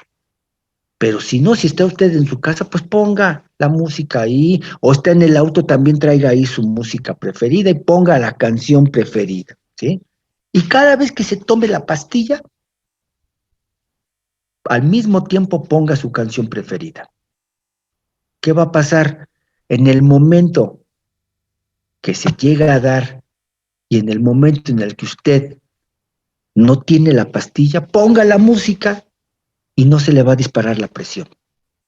Eso, muchachos, de hecho sí funciona, pero a veces no es tan eficiente, ¿sí? Pero eso es una posibilidad, ¿sí? Yo voy a comer y me gusta comer con música, pongo mi música preferida, ¿sí? Y si yo tengo algún trastorno digestivo, ¿sí? Pero cuando pongo la música me siento mejor, esto es aplicar en parte esta situación de la biorretroalimentación. Repito, son situaciones que funcionan parcialmente y pueden ayudar, pero no resuelven estrictamente nada. Entonces, bueno, pues puede ser una herramienta en donde nosotros podamos hacer uso precisamente de este concepto, ¿ok? Entonces, eso puede ser una aplicación directa. Tiempo después, ¿sí? Tiempo después surgió otra corriente que en este caso es lo que se llama el condicionamiento operante, ¿sí? De un señor famosísimo, Skinner, ¿sí? Seguramente ustedes a nivel bachillerato, especialmente los que llevaron prepa, porque no sé si en el CCH también lo ven así, en psicología, no sé, pero ustedes seguramente les hablaron alguna vez de este señor Skinner, ¿sí? En donde él, en parte influenciado por Pablo, pero después desarrollando toda otra nueva tecnología, él habló acerca del condicionamiento, ya no el condicionamiento clásico de Pablo, sino el condicionamiento operante, pero que ya él lo propuso como proceso de aprendizaje por asociación, ¿sí? Aprendizaje por asociación, pero en donde ahí ya el animal, ¿sí? O el individuo se conduce voluntariamente. Y a esta es famosísima la caja de Skinner, ¿sí? Si yo tengo a una rata que tiene hambre y sed, que es importante considerarlo porque si tengo una rata que acaba de comer y acaba de beber y le pongo en una caja una serie de estímulos, ni los va a tomar en cuenta, por ni le llama la atención ni nada. Tiene que ser una rata que tenga hambre y sed, ¿sí? Y en donde los pongo en una caja en donde tiene una serie de aditamentos y en donde la rata, como tiene hambre, ¿sí? Jala una palanquita y cuando la jala la palanca, le da una descarga eléctrica en el piso y la asusta y le provoca incomodidad, ¿sí? Pero resulta con que aquí en la caja no hay una palanca, hay 10 palancas. Y vuelve a activar otra palanca y le vuelve a pasar lo mismo. Entonces aprende que no es bueno jalar las palancas. Mejor aprieta un botón. Cuando aprieta un botón, bueno, le cae un pellet de comida. Dice, qué bueno. ¿Sí? Ahora aprende que las palancas me dan descargas eléctricas y el botón me da alimento. Pero no me doy cuenta que hay botones rojos y botones azules. Y cuando aplico el botón rojo, me da alimento, me da un pellet. Y si aplico el botón azul, me da agua, por ejemplo. ¿Sí? Entonces el animal va aprendiendo que las palancas no son buenas y los botones sí. Pero después resulta con que hay palancas que también cuando yo las activo me pueden dar algún estímulo agradable. Y el hecho es que cuando un animal empieza a interaccionar con el ambiente, voluntariamente buscando algo, alguna recompensa, ¿sí? Empieza a operar en el ambiente y entonces es una forma de aprendizaje. Pero dice aquí, ya no está sustentado en reflejos. Estos ya no son reflejos. Esto es un aprendizaje como tal. Y de esta manera, por ejemplo, es la forma en que opera el entrenamiento de los perros, ¿sí? Los perros, ¿sí? Hay que educarlos. Y si la gente, la dueña, no es capaz de educarlos por falta de tiempo, por falta de adiestramiento, pues los lleva a una escuela. ¿Y qué hacen en una escuela? Pues les enseñan a esto. Primero a andar, a desplazarse de manera correcta con una correa, ¿sí? Aceptan un collar, hay una cadena de castigo. Camínale y vas caminando, vas muy acelerado, lejano a la cadena de castigo y el animal siente incomodidad o hasta dolor y de repente se para porque le duele, ¿sí? Camina muy lento, lo jalo y también le duele. Entonces, ¿qué aprende? Que tiene que caminar a una cierta velocidad, a la velocidad que va la persona con la que va caminando, ¿sí? Sabe que si hace lo correcto le van a dar un premio. Llega a la esquina de donde termina una calle y se quiere atravesar y le da un jalón y aprende a que también va a asociar cosas, así como la rata asoció el botón rojo con el botón azul, también el perro aprende cuando está en la calle y ve un semáforo, también aprende que si la luz es roja hay que detenerse, si la luz es verde puede pasar, puede caminar y todo esto lo va aprendiendo y va operando. Repito, esto, ¿sí? Es diferente al condicionamiento de Pablo, porque en el condicionamiento de Pablo estaban asociadas funciones vitales, funciones básicas. Aquí son funciones operativas que van a hacer que el animal aprenda a convivir con otros animales, aprenda a tolerar ciertos estímulos o aprenda a manejar ciertos tipos de emociones también. Y entonces aquí es donde caemos en esta situación en donde, ¿sí? Todo se maneja. Cuando el animal hace algo correcto se le premia, cuando el animal hace algo incorrecto se le castiga, ¿sí?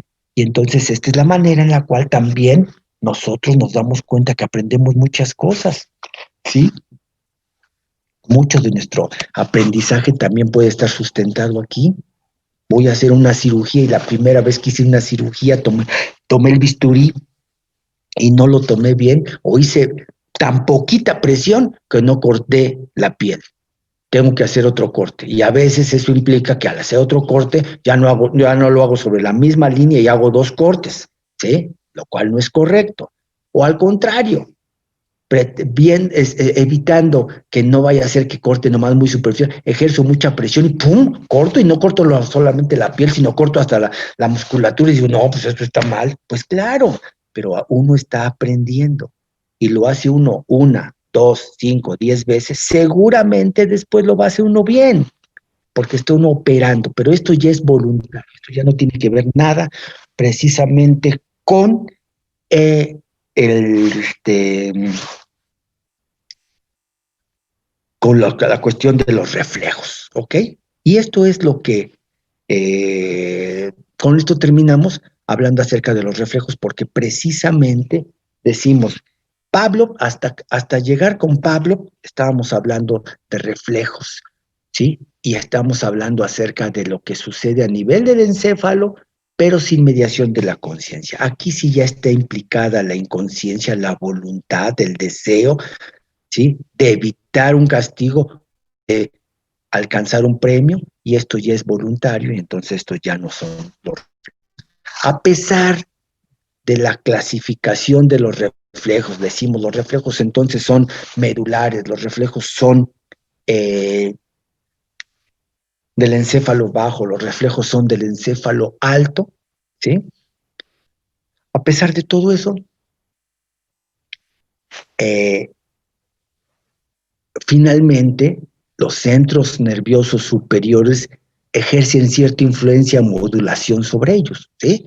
También nos vamos a dar cuenta que, hablando acerca de reflejos, yo puedo voluntariamente ahí influir en algunas sensaciones.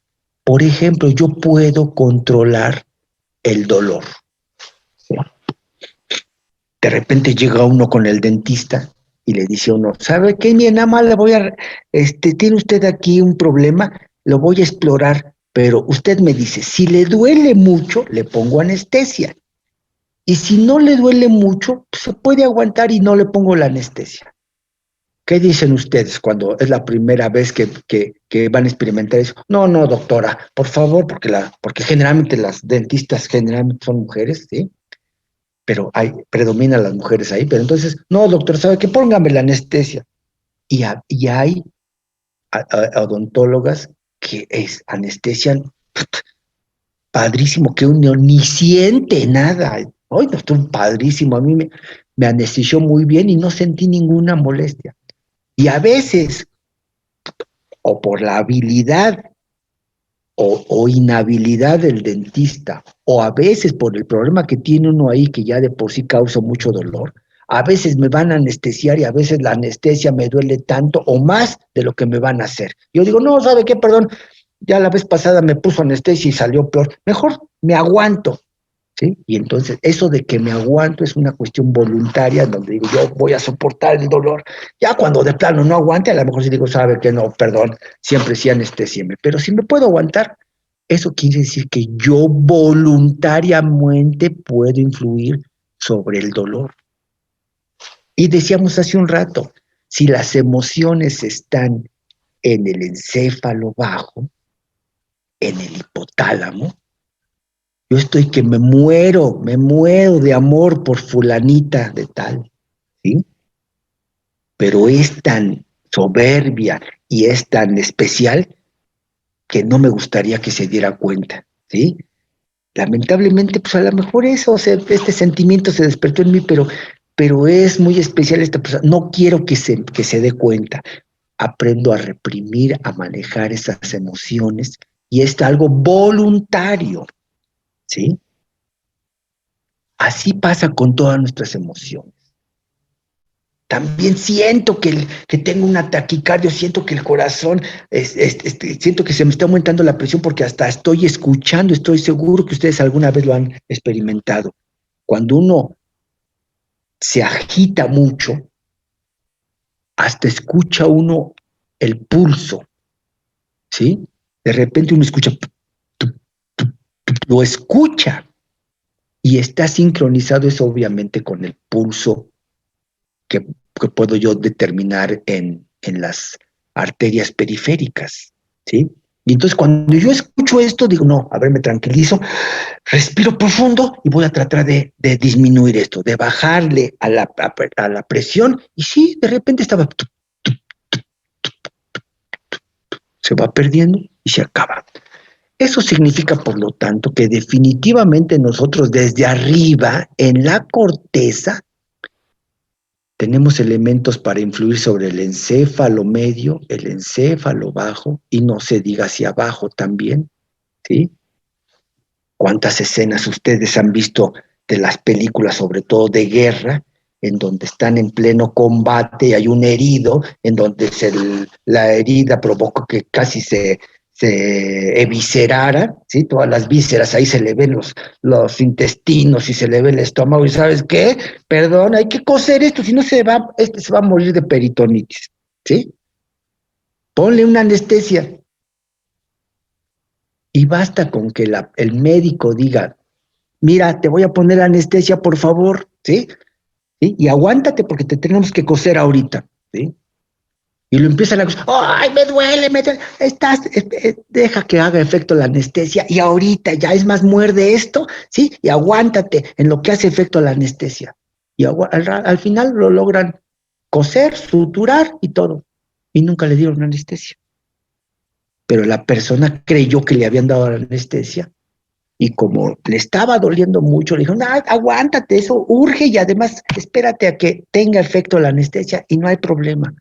Y le dieron agüita y nunca le dieron anestesia. ¿Cómo soportó el dolor? Porque existe, ¿sí? La voluntad, existe algo a nivel de la conciencia que puede interferir sobre las funciones que hemos descrito ahorita como involuntarias.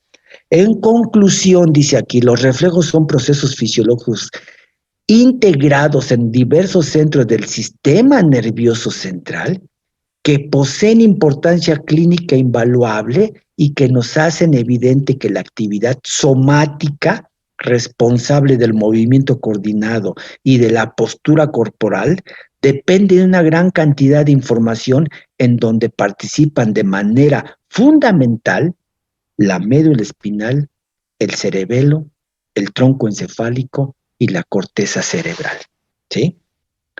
Aún cuando estemos hablando de reflejos, participan todos estos elementos y esto es lo que nos hace funcionar en el medio, ¿sí? Entonces, esto es precisamente, muchachos, lo que es la cuestión de los reflejos, ¿sí? Les pido disculpas por haberme desconectado unos segundos, repito esta cuestión del internet, pero bueno. Ok, con esto terminamos reflejos y mañana vamos a empezar, fíjense, lo que es el sistema nervioso autónomo, ¿sí? Vamos a hablar acerca de este sistema nervioso autónomo que es muy importante, pero vamos a hablar ahora de la división eferente, porque de hecho hemos estado hablando ahorita del sistema nervioso autónomo en la división aferente, todo lo que viene de afuera y se lleva hacia el sistema nervioso central. Esto es la división aferente, ¿sí? Y hablamos de receptores, y hablamos de fibras aferentes, y cómo es que los receptores captan la información, traducen la información y la mandan a algún lugar, y ya hablamos ahorita de los reflejos, y hablamos acerca de los receptores de tensión, como los usos musculares, el aparato tendinoso de Golgi, etcétera. Hablamos de todo, pero es la parte aferente. Ahora vamos a hablar de la división eferente. Y la división eferente del sistema nervioso, fíjense, el sistema nervioso periférico, la división eferente, ¿sí? Si es sistema nervioso periférico, se divide en somático y en autónomo. El somático es aquel que influye y coordina al músculo esquelético. Y esto ya se los había dicho y otra vez se los refuerzo porque es muy importante. El sistema nervioso somático es el que inerva específicamente a la musculatura esquelética. Y es la motoneurona, dice aquí neurona motora 1, o también dijimos una motoneurona, o también llamada motoneurona alfa. Y ya quedamos con que en este caso es una neurona cuyo soma está dentro del sistema nervioso central y en este caso a nivel de la médula. Su soma está ahí y su axón es tan largo, tan largo, tan largo como tan distante esté el músculo esquelético que inerva, ¿sí? Ojo, ese es el sistema nervioso periférico en su división somática, ¿sí? Vamos a hablar, puesto que ya de esto hemos abordado con antelación, vamos ahora a centrar nuestra atención en esto, en el sistema nervioso autónomo, ¿sí? Y la división eferente del autónomo, de entrada tiene una diferencia muy importante, ¿sí? La división eferente del autónomo tiene 2 neuronas en lugar de una, como lo sucede en el somático. En el autónomo, la división eferente tiene 2 neuronas. Una neurona cuyo soma se encuentra en el sistema nervioso central, que emerge, pero en el trayecto termina haciendo sinapsis con otra neurona, que es la que toma la información de la primera y lleva la información hasta un órgano efector. El órgano efector, ya sabemos, en el sistema nervioso autónomo, el órgano efector o es o músculo liso en cualquiera de sus expresiones, ya sea en el intestino, ya sea en la vejiga, ya sea en el útero, etcétera, o músculo cardíaco, o bien en glándulas. La glándula adrenal, la glándula que son las gónadas, por ejemplo, los testículos, los ovarios, la glándula tiroides, la glándula, etcétera, etcétera. Esta es la inervación que va a tener este tipo de órganos, los órganos efectores, que son llamadas en forma general las vísceras. Entonces, ojo con esto, ¿sí? Con esto vamos a terminar. Ojo con esto. Vamos a hablar de la división eferente, ¿sí? Pero en el sistema nervioso autónomo, y ahí están, insisto, la vía eferente no está constituida por una, sino por 2 neuronas. Y en el punto donde hacen sinapsis es un punto protegido que se llama ganglio. Está protegido generalmente por tejido conjuntivo. Entonces hay ganglios. Y así es como vemos, aquí estamos a la inervación eferente, del autónomo se subdivide en simpático y en parasimpático, ¿sí? El simpático está aquí, a nivel de la médula espinal, emerge toda una red, lo que llamamos el plexo simpático o plexo tóraco-lumbar. Tóraco-lumbar, porque son los nervios que emergen a partir de las vértebras torácicas. Aquí está torácica 1, 2, 3, 4, ¿sí? Torácicas. Emergen de ahí nervios que se organizan en una red y también incluye no solamente las vértebras torácicas, sino también las lumbares. De ahí emergen estos nervios y estos nervios van a ser los que van a terminar inervando, a las vísceras. A las vísceras.